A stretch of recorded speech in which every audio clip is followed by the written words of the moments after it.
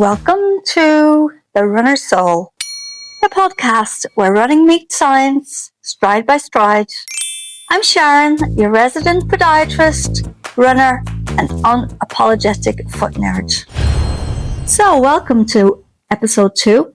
And in this episode, we will be talking about beginner's mistakes that quietly cause running injuries.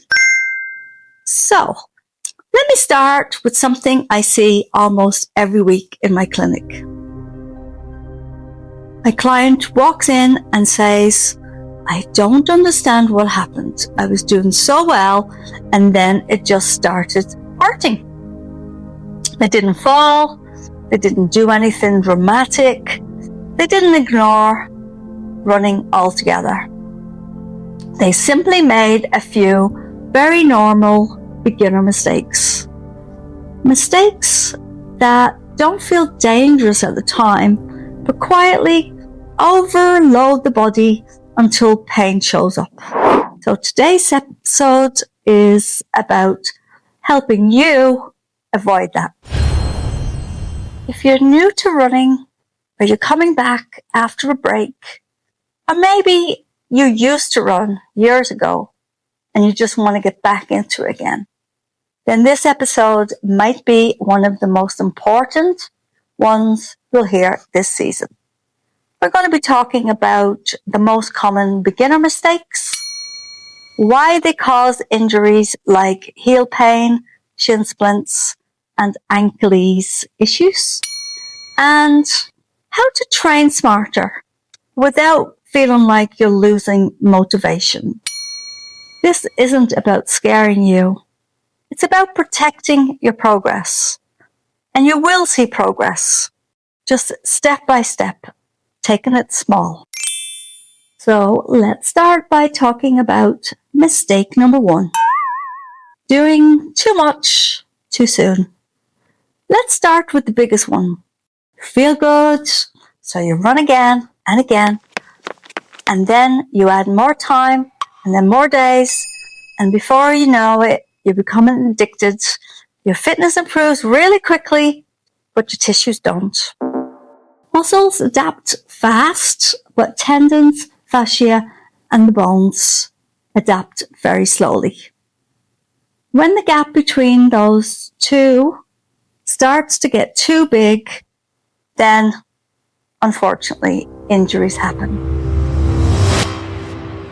Now, this is how conditions like plantar fasciitis, ankle-ease pain, and stress injuries quietly begin.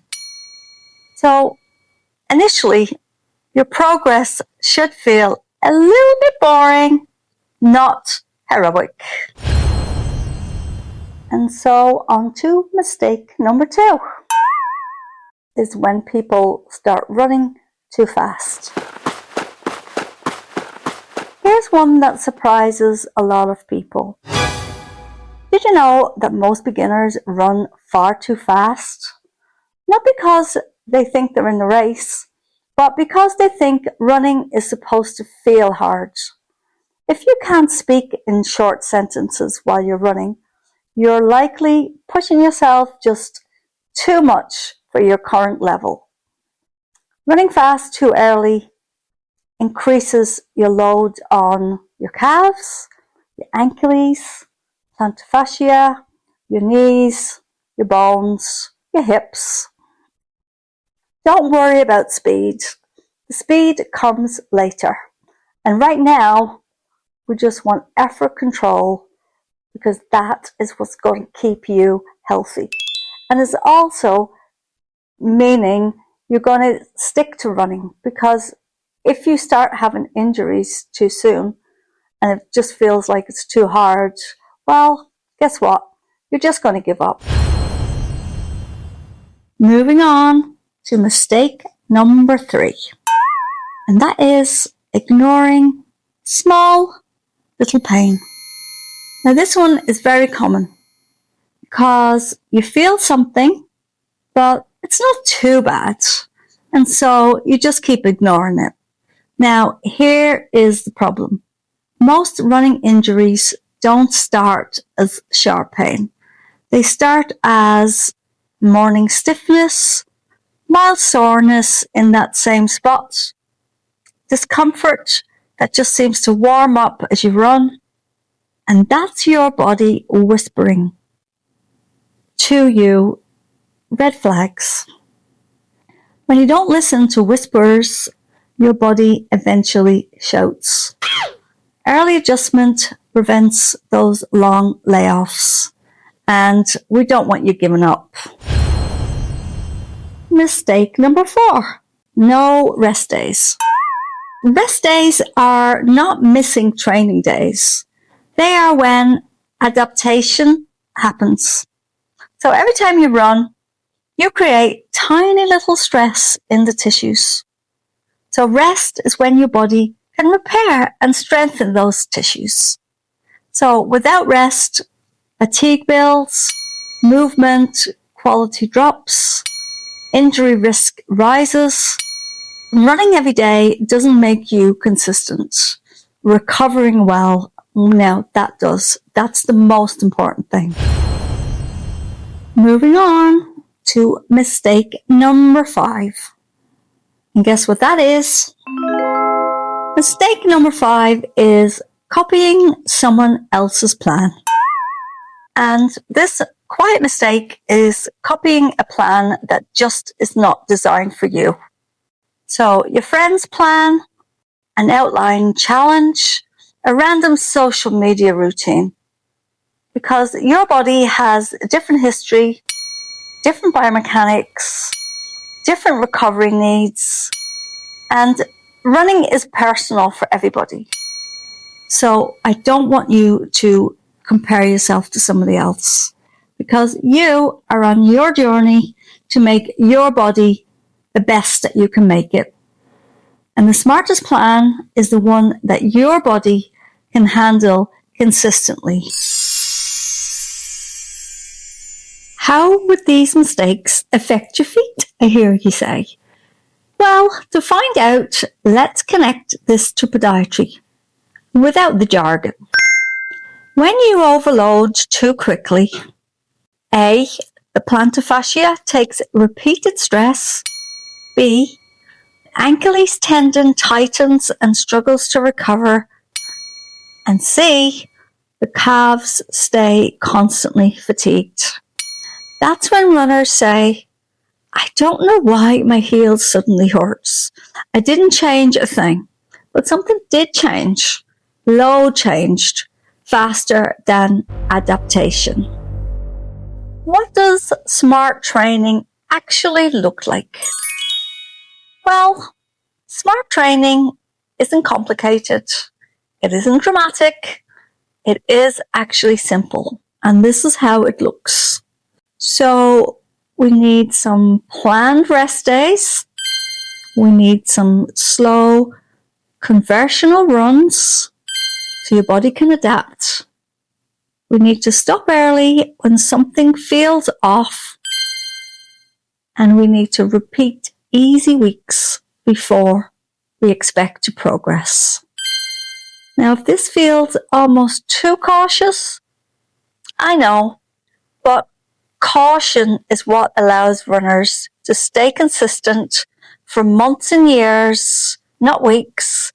And we want your body to get stronger and stronger and stronger and be durable for as long as you can. To summarize, you might have made some of these mistakes, but if you have already made some of these mistakes, that doesn't mean you failed. It means you're learning and adapting. So every experienced runner has made them, including myself. The difference is what you do next. Awareness turns mistakes into progress. And we've just got to keep on moving, one step at a time, one jog at a time, one run at a time. So, what do we have in store for you in the next episode? Well, in the next episode, we're going to talk about something even more important than motivation. And that is consistency.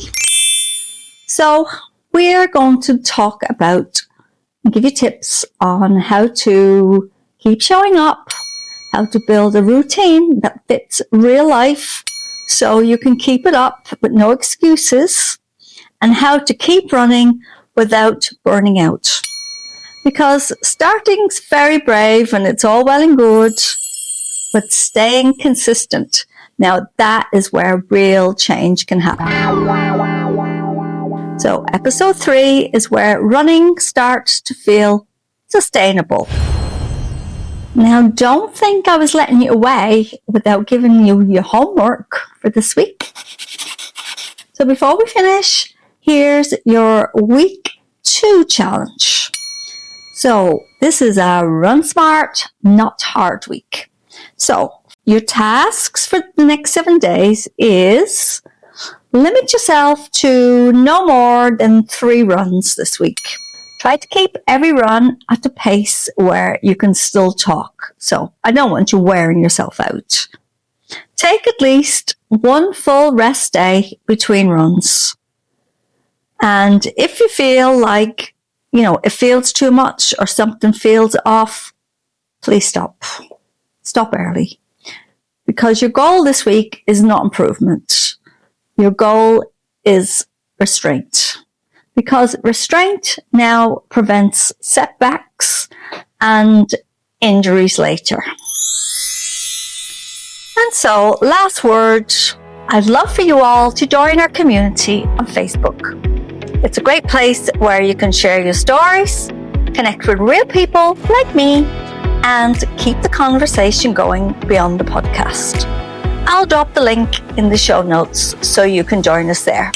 So until next time, run easy, listen early, and remember, smart runners don't push harder, they adapt because they're smarter.